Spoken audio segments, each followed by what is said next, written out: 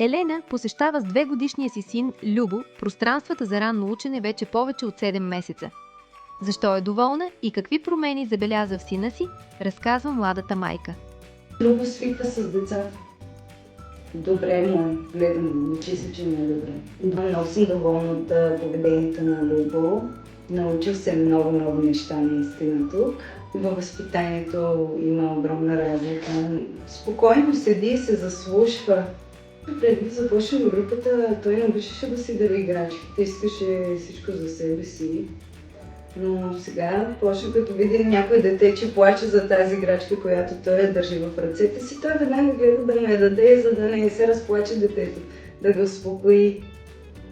Като му кажа, нали, да си прибере играчките, той тук се научи от това да си прибере играчките. Да не се нервира, да казва мерси. Дине казваше, нали, мерси, мамо, или благодаря ти, мамо. Сега тук се научат, нали, на тези... Това е възпитание. Начало плачеше, не искаше много да... Нали, той не беше свикнал да е между толкова деца и... Но сега идва с огромно желание. Даже не иска да си тръгваме по някакъв път.